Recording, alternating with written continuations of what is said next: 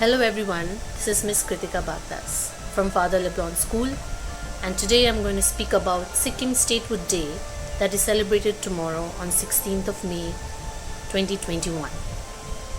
For 333 years before 1975, Sikkim was ruled by the Chogyals of the Namgyal dynasty of Tibetan descent. According to one account, the first ruler, Penchu Namgyal, was installed as king by Tibetan Lamas in 1642. At its zenith, the Sikkim kingdom included the Chumbi Valley and Darjeeling. The former is part of China now. After 1706, there was a series of conflict between the powers of the region, which included Sikkim, Nepal, Bhutan and Tibet, resulting in a shrinking of Sikkim's territorial boundaries.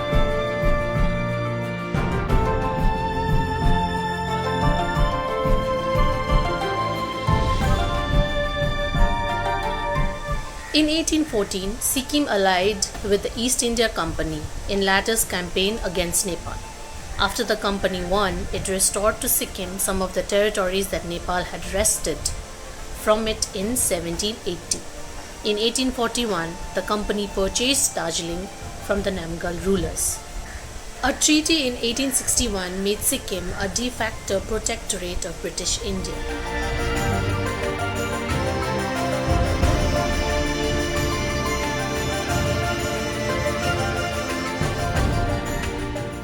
After India became independent in 1947, the relationship between New Delhi and Gangtok had to be redefined. In 1950, a treaty was signed between Maharaja Tashi Namgyal and India's then political officer in Sikkim, Harishwar Dayal. The relationship between India and Sikkim was encapsulated in the clause.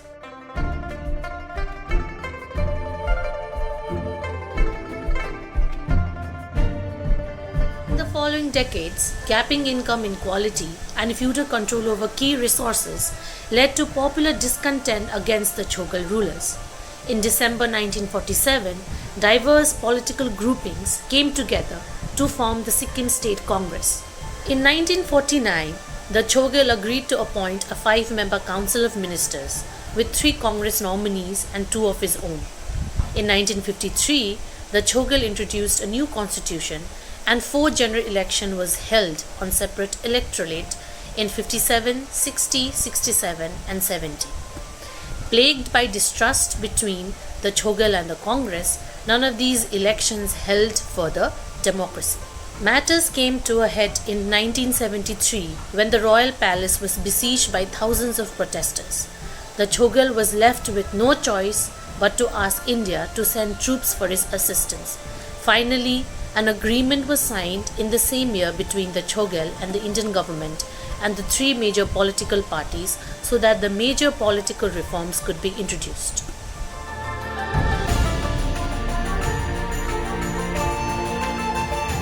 In 1974, elections were held in which the Congress led by Kazi Lendup Dorji emerged victorious over pro-independent parties.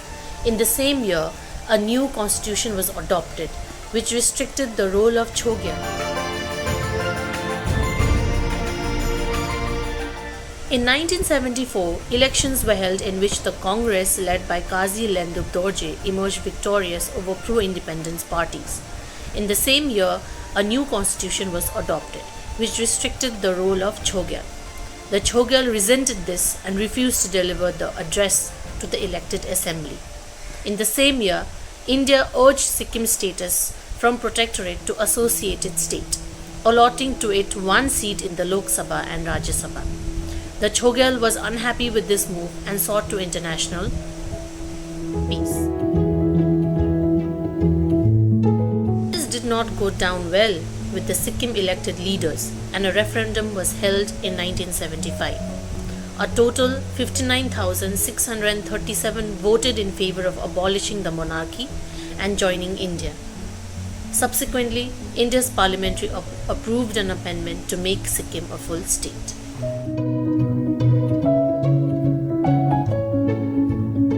Hence, like every year, Sikkim celebrates its 45th State Day on May 16th tomorrow. where Sikkim officially attended the status office statehood under the Union of India. Thank you.